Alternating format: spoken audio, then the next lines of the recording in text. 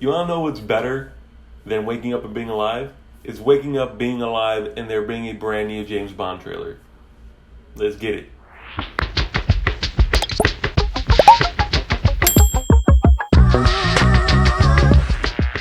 Now, obviously, this movie was supposed to come out months ago, but COVID had other plans.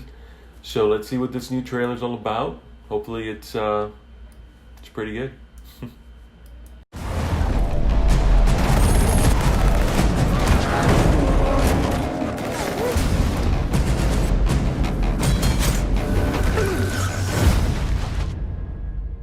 Okay, so we're opening up very similar to the last trailer, so nothing new.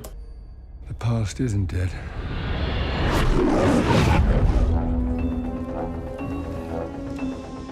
James, fate draws us back together. Now your enemy is my enemy. His name is Safin. And what does he want? Revenge. Me. When her secret finds its way out, it'll be the death of you. Okay, so I think this is the first time that we actually get the name of the villain, Safin. That's interesting. I really want to know what that mask is about. Obviously, because it's a mask that doesn't really show much. It's just made out of porcelain. There has to be something, a story with his face, with the disfigurement. But what surprises me here, and at least makes sense now from the first trailer, where you see Daniel Craig's Bond and Lea Seydoux' character kind of separated in a very odd way. We couldn't tell what it was. This is clearly it.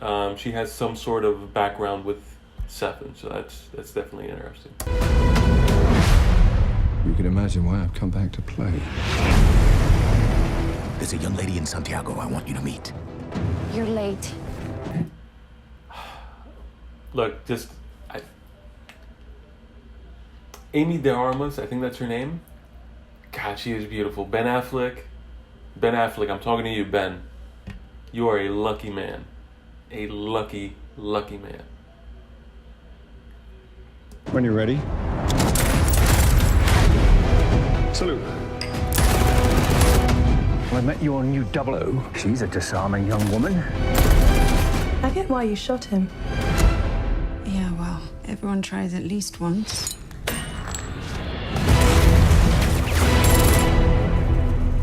James Bond. We both eradicate people to make the world a better place. I just want to be a little tidier. Ooh, okay. Let's go back here just a little bit. Just a little bit.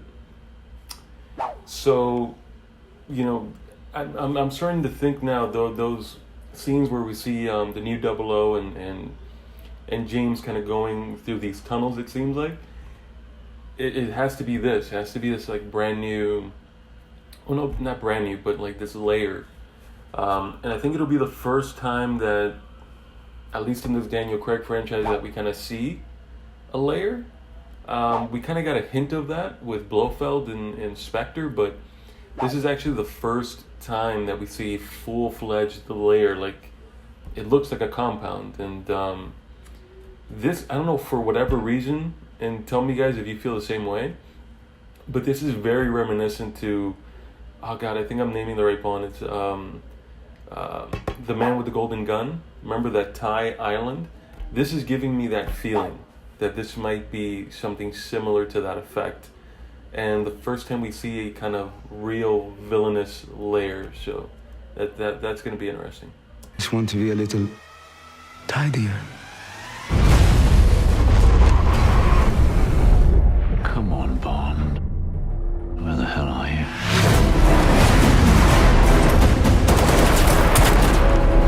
Come on, he did the bullet sequence, bang! You ever flown one of these? Nope.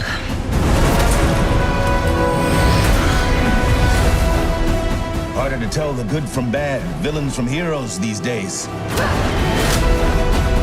What is it? You don't know what this is. He's going to kill millions. Okay, hold on. That line's interesting. He's going to kill millions. what this feels then now is that this is going to be a very different Bond film from previous ones. I mean, you look back on all of the Daniel Craig Bonds, from Casino Royale, Quantum of Solace, Skyfall, Spectre, now No Time to Die. All the previous films, they've had big consequences, but it's almost been grounded. Casino Royale was to defund terrorism with a chief. Then Quantum of Solace was a revenge tale. Skyfall was saving MI6, and then Spectre was a little bit bigger, but it was really kind of destroying this syndicate, which was led by Blofeld. This one, however, it not that it does away with the syndicate, because Blofeld obviously knows about him and considers him an enemy, but this is the first time we see Daniel Craig's Bond saving the world. So this is going to be interesting. If we don't do this, there will be nothing left to save. Okay, perfect. Like, clearly. Then now this is really going to be... This is interesting. I did not expect this.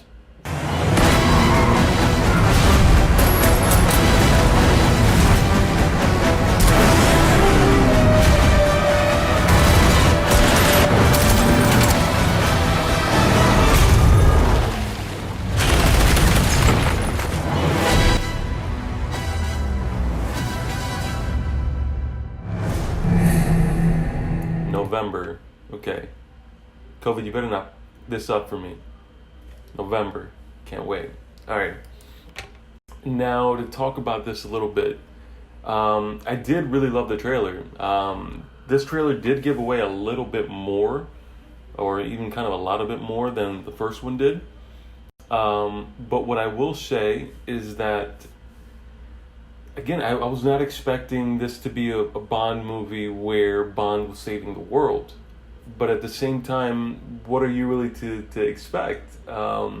You've had, 4 Bond films where, for the most part, they've been grounded, and you need to have a different story. You can only keep it grounded for so long, especially when you're talking about James Bond. So definitely makes sense that now the world is involved and the world is at stake. But that worries me, because the reason why I love Daniel Craig's Bond as much as I do is because it's not contingent on saving the world. Like, if we look back at the Pierce Brosnan era, every film was saving the world, saving the world, saving the world. And this one is going to be interesting. You know, we see bombs being flown out. We see, I'm assuming it's nuclear warfare, kind of. And we see a lair for the first time in a long, long time, especially not in the Daniel Craig Bond.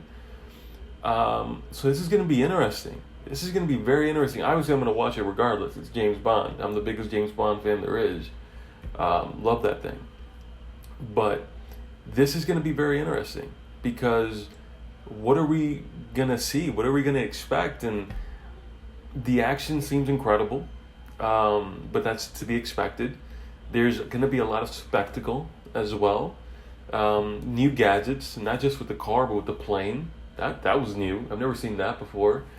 And also another thing, this is going to be the first Bond film we've seen in since I want to say maybe GoldenEye, where James Bond has kind of a partner with a new 00.